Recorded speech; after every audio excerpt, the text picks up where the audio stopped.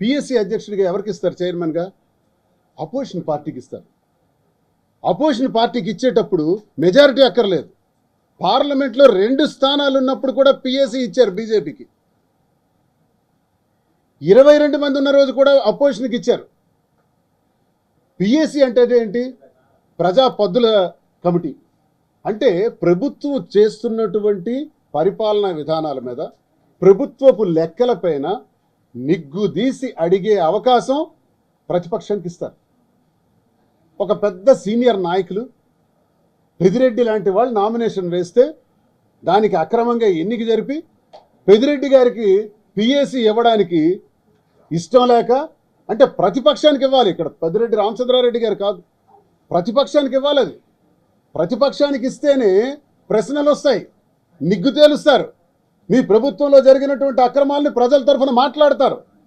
అలా మాట్లాడతారు కాబట్టే 60 సంవత్సరాల చరిత్రలో మొట్టమొదటిసారిగా జనసేనకు చెందినటువంటి సభ్యుడికి పిఎస్సి ఇచ్చారు. అడగగలడా? పబ్లిక్ అకౌంట్స్ మీద మాట్లాడగలడా? దమ్ముందా అతనికి? ఎలా ప్రశ్నిస్తాడు? మీ పార్టీకి చెందిన వాళ్ళకి కూటమిలో ఒక వ్యక్తి, ఒక పార్టీ అయినటువంటి వ్యక్తి, అది జనసేన పార్టీ మీ కూటమిలో ఉంది, మంత్రిత్వ శాఖలు కూడా చేస్తుంది. ఆ పార్టీకి చెందిన వ్యక్తికి మీరు పిఎస్సి ఇస్తే పిఎస్సి తరఫున చైర్మన్గా ఆయన ఏం మాట్లాడగలుగుతాడు? ఇంట్లోనే దొంగలందరూ ఇంట్లోనే ఉంటారు, ఆ దొంగలోనే ఒక దొంగకు చైర్మన్. ఇంకా దొంగతనం గురించి మాట్లాడతాడా? ఇది దుర్మార్గం. ఏమంటే ఇలాంటివి ప్రశ్నిస్తాం కాబట్టి, ఇలాంటి మాట్లాడతాం కాబట్టి మా మీద తప్పుడు కేసులు పెడతారు. నేను అడిగాను, శ్రీకాకుళం జిల్లాకి కేంద్ర మంత్రిగా ఉన్నాడు రామ్మోహన్ నాయుడు, ఓకే, వ్యవసాయ శాఖ మంత్రిగా ఉన్నాడు అచ్చెన్నాయుడు, 5 నెలలు అయిపోయింది, 6వ నెలలోకి వచ్చాం. ఏంటి మీరు చేస్తున్నారు? మా ప్రభుత్వం అధికారంలోకి వచ్చినప్పుడు 2.5 ఏళ్ళు కరోనాతో నరకం అనుభవించాం. కరోనా సమస్య నుంచి బయటపడుతూ కరోనాకు ముందే 19వ సంవత్సరంలోనే అధికారంలోకి వచ్చిన 3వ నెలలోనే అమ్మఒడి, రైతు భరోసా, జగనన్న విద్యా దీవెన, జగనన్న వసతి దీవెన, ఆరోగ్యశ్రీ, వైఎస్ఆర్ ఆరోగ్య ఆసరా, ఇలా నవరత్నాలన్నీ పెట్టి 2,70,000 కోట్ల రూపాయలు నిధులన్నీ కూడా ప్రజలకి ఇచ్చి బ్రహ్మాండమైన పథకాలు అమలు చేశాం. ఈరోజు మీరు ఈ జిల్లాకు వచ్చేటప్పుడు కూడా మేము ఒక పోర్టు తీసుకొచ్చాం. 25,000 మంది నిరుద్యోగులకి ఉద్యోగ కల్పనకు చేయటానికి మీరు ఎప్పటి నుంచో చెప్తున్నారే భావనపాడు పోర్ట్ అని. భావనపాడులో నిర్మాణం సాధ్యం కాదు, మూలపేటలో అయితే అవుతుంది. భావనపాడులో 2 గ్రామాలు అక్కడ R&R ప్యాకేజ్ కింద మార్చాలి, సంఖ్య ఎక్కువ ఉంది. అదే మూలపేట విష్ణుచక్రం గ్రామాలను తీస్తే 600 పీడిఎఫ్లతో అక్కడ పోర్టు నిర్మాణం చేయొచ్చు. భూమి కూడా 1,250 ఎకరాలు. మీరేం చెప్పారు? చంద్రబాబు నాయుడు, ఈ అచ్చెన్నాయుడు, ఇదే రామ్మోహన్ నాయుడు ఏం చెప్పారు? భావనపాడులో పోర్టు కావాలంటే 15,000 ఎకరాలు కావాలన్నారు. ఎవడబ్బా సొమ్మని 15,000 ఎకరాలు మీరు కావాలని ఆ రోజు భూసేకరణ ప్రయత్నం చేశారు. అంటే భావనపాడు, మర్రిపాడు, ఆ సలగపేట, నౌపడ గ్రామం వరకు 15,000 ఎకరాలు కావాలంట పోర్టు నిర్మాణం చేయడానికి, భావనపాడు పోర్టు నిర్మాణానికి. నేను ఆ రోజే ప్రశ్నించాను, 15,000 ఎకరాలు దేనికి? ఈ ల్యాండ్ బ్యాంక్ ఏం చేయబోతున్నారు?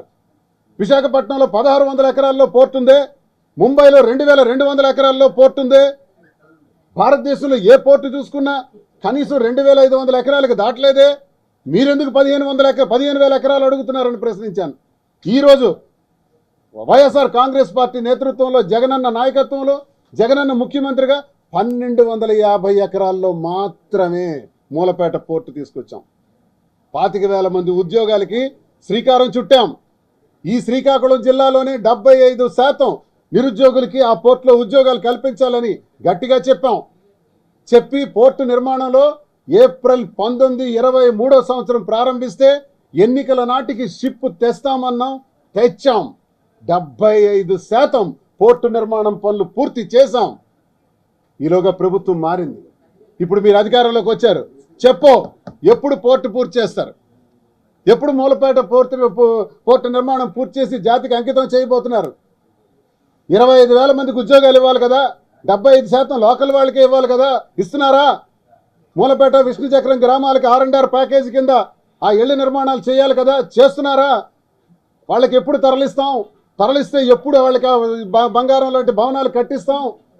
అలాగే హిరమండలం గొట్ట బ్యారేజ్ నుంచి ఎలా అయితే జగన్మోహన్ రెడ్డి గారు అక్కడ కిడ్నీ వ్యాధిగ్రస్తుల కోసం పైప్ లైన్స్ ద్వారా త్రాగునీరు అందించారు ఇచ్చాపురం పలాస నియోజకవర్గాలకి. అదే రకంగా పోర్టు నిర్మాణంలో భాగంగా ఆ R&R ప్యాకేజీలో ఉండే వాళ్ళకి రేపు ఇతర దేశాల నుంచి ఇతర ప్రాంతాల నుంచి ప్రజా అవసరాల కోసం మొత్తం నీరు మరి అక్కడి నుంచే హిరమండలం నుంచి తీసుకురావాలని మేము మాటిచ్చాం. తెస్తామని ఏర్పాట్లు కూడా చేశాం, నిధులు కూడా శాంక్షన్ చేశాం. ఇప్పుడు ఆ నీటిని రప్పిస్తున్నారా? అక్కడ సాల్ట్ వాటర్ ఉంది. ఈ పరిస్థితుల్లో నువ్వేం చేయబోతున్నావో అచ్చెన్నాయుడు క్లారిటీ ఇవ్వాలి. ఎవరో బిడ్డని కంటే ఎత్తేసుకోవటం కాదు. మేము తెచ్చాం పోర్టు, మా జగనన్న తెచ్చాడు. జగనన్న తెచ్చినటువంటి పోర్టుని ఎప్పుడు పూర్తి చేయబోతున్నారు? ఎప్పుడు స్థానిక సమస్యలు పరిష్కరించబోతున్నారు? ఇంకో మాట విన్నాను, మరి కేంద్ర మంత్రి అయిన వెంటనే రామ్మోహన్ నాయుడు ఒక మాట చెప్పాడు, టెక్కల్లో ఎయిర్పోర్ట్. అయ్యా మేము పెట్టింది ఇచ్చింది సీపోర్ట్ అబ్బా, మేము ఇచ్చింది సీపోర్ట్. ముందు సీపోర్ట్ ఫినిష్ చేయండి. సీపోర్ట్ ఫినిష్ కాకుండా ఎయిర్పోర్ట్ అంటాడు. ఓకే, ఎయిర్పోర్ట్ అన్నావు, నిన్నటి వరకు టెక్కల్లో అన్నావు, మరి ఈరోజు ఏంటి కొత్తగా పలాసలో అంటున్నావు? ఎందుకు షిఫ్ట్ అయింది? పలాసలో ఎయిర్పోర్ట్ ఏంటి? అసలు నా ప్రశ్న, శ్రీకాకుళంలో కళింగపట్నంలో ఎయిర్పోర్ట్ అనుకున్నాం కదా, మరి అది నిర్మాణం చేయరా? శ్రీకాకుళం హెడ్ క్వార్టర్కే దిక్కు లేదు. మీరు టెక్కలన్నారు నిన్న, ఈరోజు పలాస అంటున్నారు. ఎయిర్పోర్ట్ పేరుతో 15,000 ఎకరాలు మళ్ళీ కావాలంటున్నారు. మళ్ళీ దోపిడీకి శ్రీకారం చుట్టారు. నేను ఈ రహస్యం ప్రజలకు తెలియజేస్తున్నాను. మళ్ళీ 15,000 ఎకరాలు ల్యాండ్ బ్యాంక్ కావాలంట ఎయిర్పోర్ట్కి. నిన్నటి వరకు సీపోర్ట్ కోసం భావనపాడు పోర్టు పేరుతో 15,000 ఎకరాలు కాజేయాలని చూస్తే మేము అడ్డుకున్నాం. వీళ్ళ ఆటలు సాగలేదు, మళ్ళీ అధికారంలోకి వచ్చారు. ఇప్పుడు 15,000 ఎకరాల ఎయిర్పోర్ట్ పేరుతో మళ్ళీ ఆక్రమించాలని చూస్తున్నారు. అలా జరిగితే అడ్డంగా ఉంటానని మాటిస్తున్నాను.